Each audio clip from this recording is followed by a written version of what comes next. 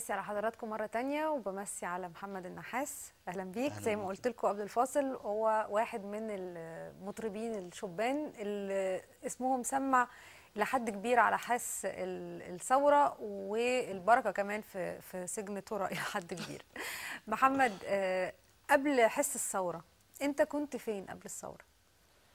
انا كنت موجود من قبل الثوره بغني برضو حاجات، يعني حاجات ليها علاقه بالناس عادي جدا. وفي حاجات كنت بغنيها ليها علاقه بالسياسه برضو، يعني ليها علاقه بالاحداث اللي بتحصل يعني. يعني إيه نوع المزيكا أو نوع الأغنيات اللي كنت بتقدمها؟ هي الفكره ان انا كنت، يعني كان كل اللي يهمني في الكلام ان انا ازاي اقول الكلام اللي يمس الناس، اللي يخش يعني اللي يخص الناس، اللي الناس عايزه تقوله بس مش عارفه تقوله، يعني جواها حاجات معينه فبتبقى عايزه تقوله. حتى ده حصل دلوقتي يعني. بس يعني الكلام ده كان من فترة، برضو كنت بعمل برضو الكلام ده يعني قبل الثورة خالص. كنت بتكلم، كان في أغاني كتير قوي كنت بقولها برضو ليها علاقة بالموضوع. بس كان طبعا ما تنفعش أياميها، ما كانتش تنفع طبعا إن هي تتقال، لأن لو كانت اتقالت كان هتردم عليها عادي جدا وما كانش أي حد هيسمعها يعني. لاعتبارات أمنية يعني اه ولا؟ طبيعي جدا يعني.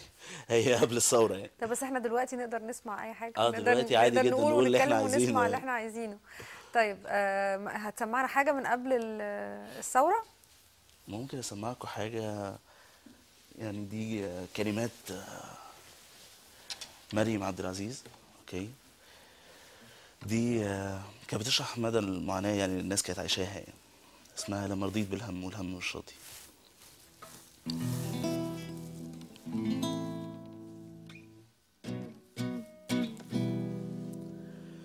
لما رضيت بالهم والهم مش راضي، لما طفحت الدم والجيب فضل فاضي،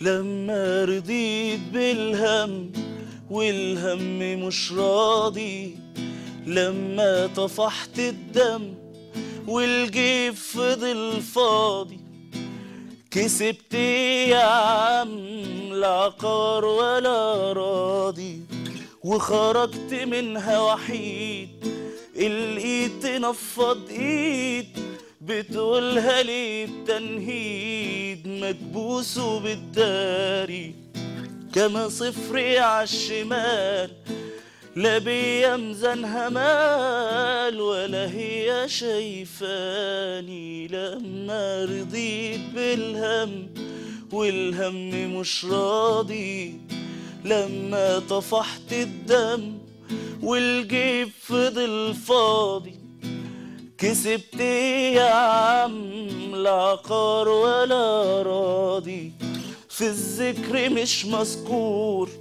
مع اني ماضي حضور في دفتر احوالي، وعليها مش محسوب لو ضيف ومش مرغوب، ألم في عزالي على وضعي ليه مغلوب، والوضع صار مقلوب، يصعب عليك حالي، لما رضيت بالهم والهم مش راضي. لما رضيت بالهم والهم مش راضي نزلت ميدان التحرير. نزلت بقى خلاص، كان ساعتها ما كانش معروف. ينفع بقى نرضى بالهم، فخلاص كان لازم نتكلم. طيب انت إيه حكايتك مع سجن ترى؟ في 3 اغاني لها علاقه بالاحداث اللي بالاحداث حصلت. المحاكمات والحاجات. هي الفكرة كانت يعني مثلا أولا كانت حكاية الخطاب كان بتاع الرئيس السابق. بتاع كان العربيه ولا اي خطاب؟ كان أول خطاب بتاع اللي هي على قناة العربية. اه. كان اللي هو الخطاب المسجل بالصوت بس ده. طبعا هو كان استفزازي لأقصى الحدود، فكان طبعا الناس ما كانتش قادرة تستحمل ده، وأنا كنت واحد من الناس. ف... فطبعا طلعت الحالة اللي احنا عملناها دي كانت لازم نرد. يعني هو مش هينفع يعني فطلعت مش ايه؟ هينفع. طلعت مش كفايه ولا طلعت طلعت انا اسف يا انا اسف يا ريس. ريس؟ اه. طلعت انا اسف. لا مش كفايه، كانت قصتها في ان كانت ايام ما كان الناس كانت قالت خلاص هو، يعني احنا خلاص حصل الرحيل، رحيل السيد الرئيس مبارك السابق. المشكله مش عارف اقولها ازاي بالظبط. مخلوع. اه المخلوع بالظبط. يعني بحكم العاده خلاص اتعودنا ان هو السيد الرئيس، يعني السيد اه، الرئيس لازم يبقى الرئيس. اللقب اه. كامل. لا، هنتعود على الاوضاع الجديده اه اكيد. لازم نتغير بقى. المهم لما جيت ساعتها فكان المشكله كل الناس بتقول لك خلاص هو حصل الرحيل بقى، اقعدوا بقى وخلاص وكفايه كده وزي الفل. فساعتها قلنا لا مش كفايه فساعتها فقلت لا مش كفايه بقى ان هو مش رحيله لوحده مش كفايه، لانه مش هينفع ان احنا نعدي كل ده، لا لسه في كتير. الاخيره بالنسبه يعني الثلاث حاجات اللي اتسمعوا على اليوتيوب وكده يعني، اللي هي كانت بتاعت سجن ترى، اللي هي اتربى في سجنك دي، عشان كانت طبعا كان طبعا قمه السعاده ان احنا الحمد لله عرفنا ناخد حقنا يعني مؤقتا لغايه ما نشوف يعني المحاكمه هتوصل لفين. بس كان لازم طبعا ان احنا يعني بصراحه يعني ده اقل حاجه يعني تحصل، ان احنا نقول بس كلمه يعني ولو جزء بسيط. احنا ما قلناش حاجه لسه، في كلام كتير قوي يعني. لسه عايز تقول ايه يا محمد؟ لا في كلام كتير لسه عايز يتقال على اللي حصل زمان كل اللي بيحصل. انت في الفترة اللي جاية ناوي تستمر على الشغل على الأحداث الأخيرة وما قبلها، ولا ما انا مش عندكش رابط خطة؟ انا مش رابط انا ماليش علاقه يعني مش يعني ما اقدرش اقول لك ان انا هستمر في ان انا بغني سياسي بس، او بغني يعني حاجه ليها علاقه بالاحداث اللي بتحصل في الحياه اليوميه زي اللي بيحصل دلوقتي. بس يعني انا دوري الاساسي يعني، او يعني بحس ان احنا يعني تيم كله يعني، احنا بنحاول ان احنا نعمل حاجه ليها قيمه، بس الناس اللي عايزه تسمع كلام محترم، عايزه تسمع ما يعني تحس ان احنا بنتكلم عنهم بس، يعني بنقول الكلام اللي هم نفسهم بيقولوه، فاحنا بس مجرد يعني تول يعني حاجه اداه بس هم بيستخدموها. حاسس انه الوضع هيختلف ما بين قبل الثورة وبعد الثورة؟ يعني بعد الثورة ممكن يكون في ظهور لألوان موسيقية جديدة، لتطور ما هيحصل، ثورة ما في الكتابة في الموسيقى. هو ده اوريدي انا حاسس وعادة انه بدا بيحصل ده بعد يحصل الثورات. انا حاسس اوريدي ان هو بدا يحصل، يعني بدا يظهر ناس، وبدا يظهر كل واحد بقى بيقول اللي عنده، بقى بيقول كل حاجه، يعني اللي عايز يقول بيقول ده علشان بقى في حرية أكتر، ولا عشان الثورة فجرت طاقة إبداعية ما داخل الناس؟ يعني انا شايف واحد عشان بقى في حريه اكتر، لان الناس كانت طول الوقت يعني مش هقول لك خايفه، بس يعني كانت حاسه ان طول الوقت يعني زي ما كنت لسه بقول لك في الاول، ان اللي هقوله مش هيتسمع، لان هو هيتردم عليه تاني يوم، لانه طبيعي جدا ان هو مش هو ده اللي ينفع نتكلم عنه دلوقتي، لان هو مش هيمشي على سياسه الدوله. فطبعا ده ما كانش ينفع اياميها. لكن دلوقتي الناس حست ان مفيش قيود، كل واحد هيقول اللي هو عايزه، فهتلاقي الابداع بيظهر اكتر، ده في اي حاجه في اي شغل يعني. طيب بما ان مش كفايه، وانا اسف يا ريس، واتربى في سجنك يعني قلبين الدنيا على يوتيوب وعلى فيسبوك، فانا مهتمه اكتر ان احنا نسمع حاجات مختلفه يمكن ما هياش موجوده والناس ما تعرفهاش عنك. وانا عارفه ان انت عندك تجربه مخصوصه شويه مع رباعيات جاهين. طبعا. فهنطلع فاصل ونرجع نتكلم فيها ونسمع شويه دندنه على حس صلاح جاهين. النهارده فات 25 سنه على وفاته، فيعني كمان نحتفل بيه بعد الفاصل ان شاء الله.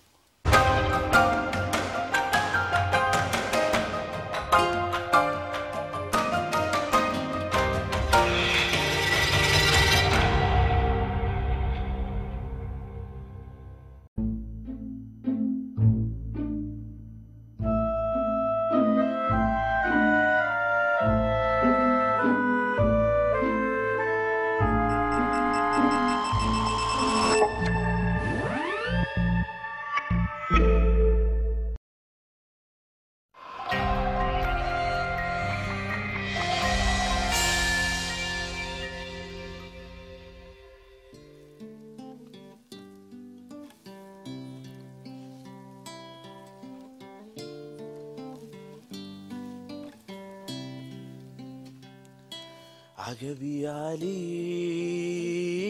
يا زمن، يا مبكي عيني دمن، ازاي انا اختار لروحي طريق، وانا اللي داخل الحياة مرغما، وانا اللي داخل الحياة مرغما، قربك سعادة قلبي من جلد، رمح كأنه حصان ولف البلد، ورجعلي نص الليل وسألني ليه، خجلان تقول انك سعيد يا ولد، خجلان تقول انك سعيد يا ولد. عجبي عجبي عجبي عجبي عجبي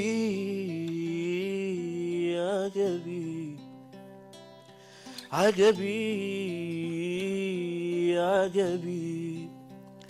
يوم قلت سمعوني قالوا فسد، ده كان جدع قلبه حديد واتحسد. رديت على الليمين انا وقلت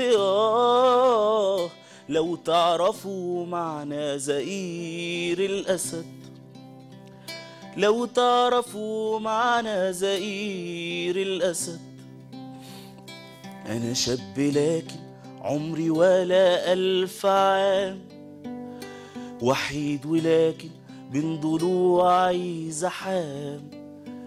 خايف ولكن خوفي مني أنا أخرس، ولكن قلبي مليان كلام.